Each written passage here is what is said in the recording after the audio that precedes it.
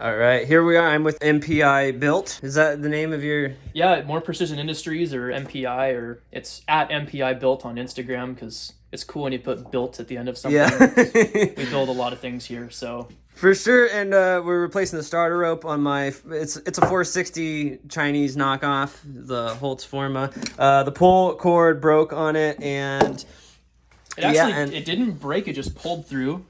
Yeah. And I see exactly why it pulled through, so we're gonna fix that. Another thing too is that this rope is off of this. This rope is not the quality of the rope that you'd find on a steel saw. The rope that we're going to put in this is actual made in Germany rope that you would get from the steel dealer. They're not all made the same, so we're going to be putting something a little nicer back in this. Are you going to edit this and like cut it up? If you do a bad job, I'll cut the bad parts out. Okay, cool. If you're really smooth, I won't have to do much editing. Okay, sweet. But just imagine whoever's watching this is like they just bought a chainsaw the first time, the pull cord just broke. How do you replace the pull cord in a chainsaw? Okay, so obviously the first step is going to be getting your recoil assembly out of the way, and getting it off the saw and assessing what actually happened. So in this situation, the rope just came through the handle. There's actually nothing broken, the knot's still intact. So on something like this, you can almost reuse this rope, but we're not going to. Typically, you'll find the rope will be frayed and broken. And you also, if you're going to replace a rope, it's really important to check everything else just to make sure you don't have to do the job twice. So this is your rope rotor, this plastic piece. And you want to check for basically any wobble on that axle. When these get worn out, I've seen them where they'll like walk back and forth real bad. If it's much sloppier than that, this is only like a $5 or $6 or $7 part from the dealership, and it's a good thing to replace. It's just a good peace of mind. Another thing too is these two pawls. These will get beat up over time, especially on a real high hours saw. So if you see those with big flat spots worn into them, those are good to replace. Very cheap insurance. Spring clip. This is real loosey-goosey just because it's just how it is. It should be a lot tighter. So I'll probably actually just pull this rotor off and show you what everything looks like underneath that and be extra detailed, and then we'll put it all back together. When you're going to pull this apart, what's super important is you have all the tension off your rope. If there was still a handle attached to that and that was all sprung up, if I pulled this apart, the clock spring inside there would fly out, and it would, a lot of people have had that experience with the clock spring coming out. Yeah. Everyone has. Yeah. So with all the tension off of it, it's nice and free. This clip has an open end that you can pop out like that. And then you'll always have a washer underneath there, easy to lose. And then just real carefully pull that out and make sure the spring is not attached. And there's the clock spring. Oh yeah. That's pretty much all there is. Sometimes this will get rusty. It's a good idea. You can pull them out. They're hard to get back in, but they're not too bad. And you can lubricate it or, Scotch-Brite it and make it smooth again. And then... Could you maybe just spray WD-40 in there and then close it back up and then... Totally could. A little bit better. Yep. Maybe not ideal, but maybe better than what I'll do a lot of the times, if it's a little dry, is I'll spin the spring like this with my fingers so the gaps kind of open up. Oh, okay. And I'll spray some lubricant in there, and I'll basically tip it over and let it all drip out, and then I'll blow it out. You don't want more oil on a saw, especially a saw. They live in such a dirty environment. You don't want more oil than is necessary. So by cleaning it out, less dirt sticks to it. So there's our rotor. We're going to take out this existing rope.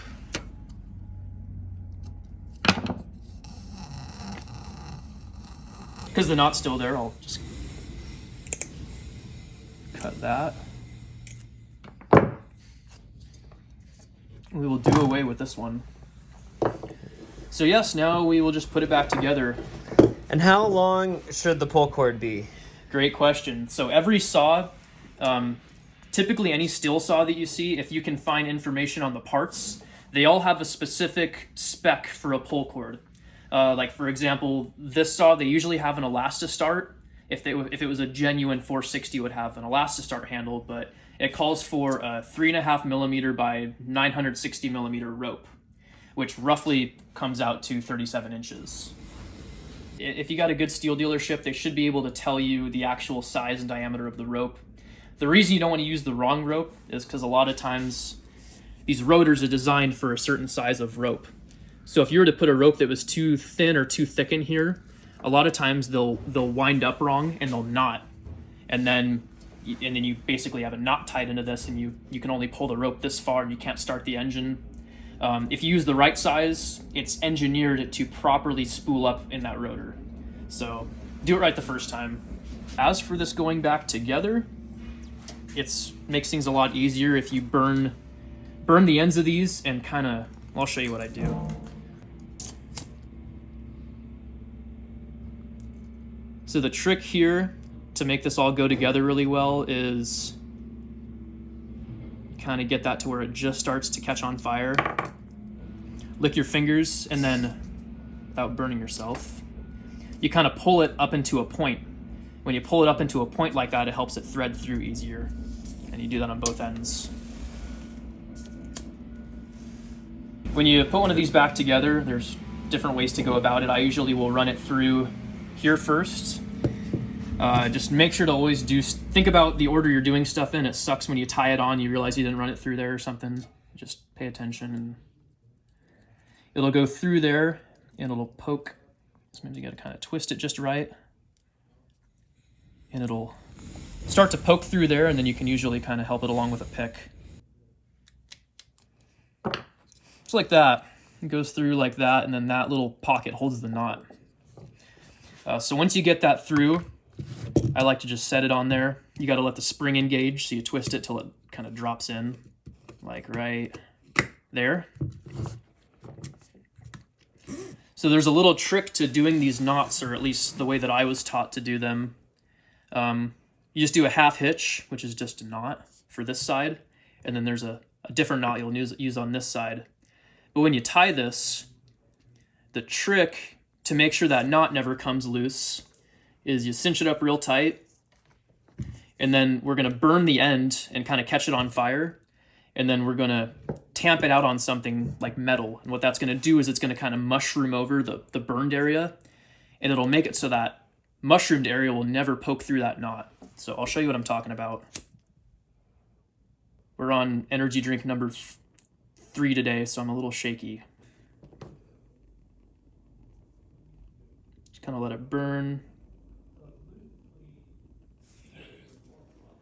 And then once you get a good little flame,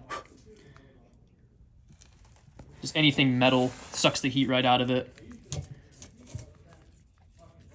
So when you tie the end of your knot like that, that will never, ever in a million years pull through there. You're going to break a million ropes before that knot ever works its way out. That was so cool. You just shoved it up against your pliers. Yep. You couldn't really see. Yeah. Yep. Man, that's so clever. Yeah, and then that'll usually tuck into there pretty nicely.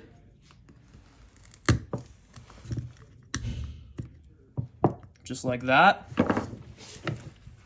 Dude, that's awesome. Yeah, I've done this a few times. Yeah. So in reverse order, the rotor will go on, that washer, and then your 2 pawls, and then the clip. And this clip you can put on backwards. So just make sure that, the rotor goes this way. So you want those legs to point the same way. It's a little tricky to explain, but you'll know if you put it on backwards. It's pretty obvious. Just like that, one smooth motion. Yeah, it's like a perfect shape of, yeah, okay. And there's your action there. So another good trick is not much, but just a little tiny drop of oil where the metal of that spring meets that axle. And that just helps things move a little freer. Sometimes it'll make a little squeaking sound. You put the oil on it, makes it go away. So I'm just putting a couple wraps on it just to get some of this excess rope out of the way.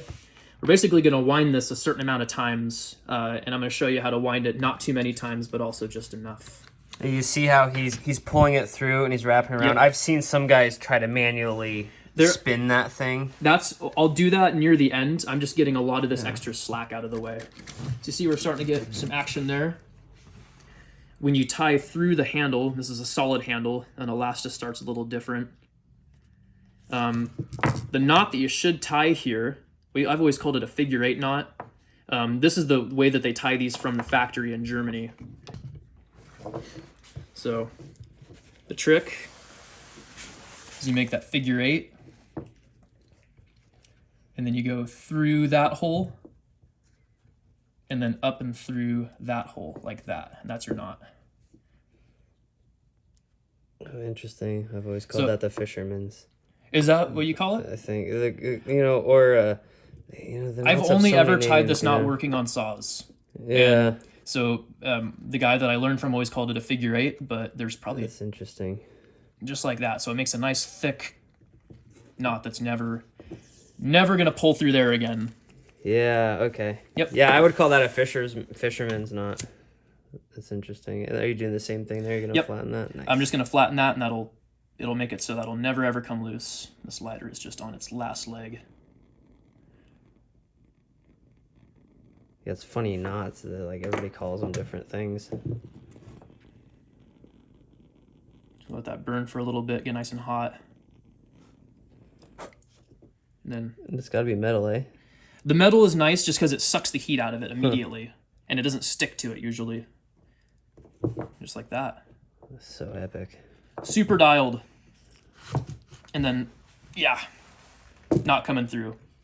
So here's the tricky part. You don't want to bolt that on your saw like that, or at least I wouldn't want to.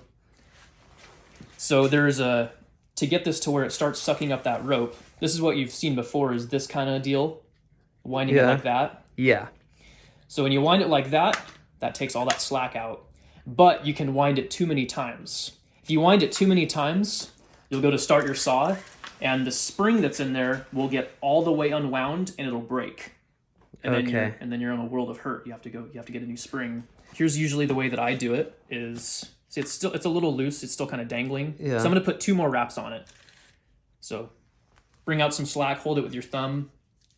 1 wrap, 2 wraps, just like that. Okay.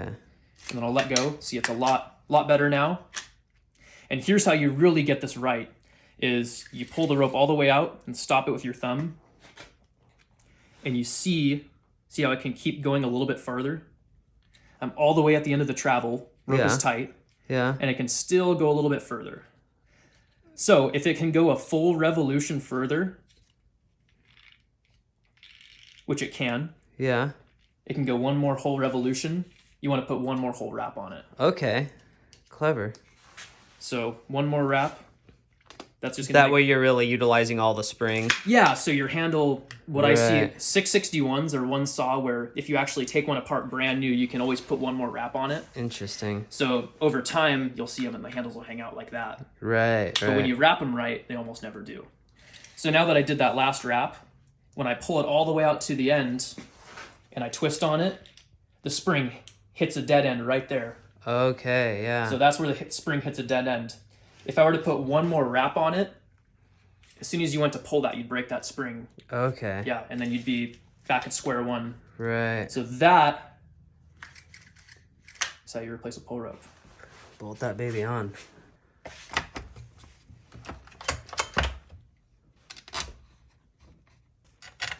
T-handles are nice. Never use power tools on reassembly.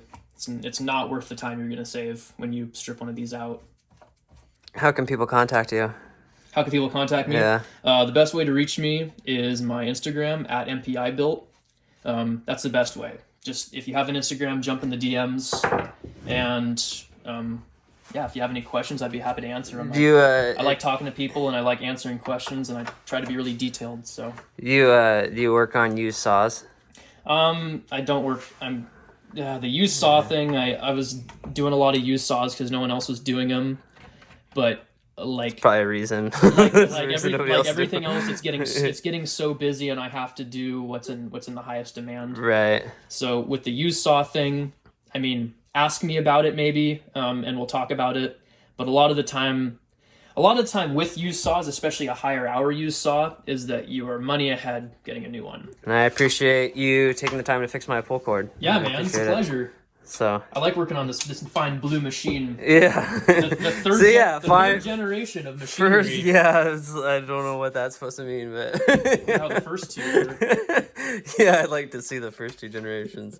Not sure what that means. Mitch was really kind of crapping on this saw today. I'm glad that you see the light. You know, he wasn't saying it verbally, but with his eyes. I'd be like, "You want to use my blue saw again?" Dirty looks. Yeah, he'd be like rolling his eyes. Yeah, I'll run it again.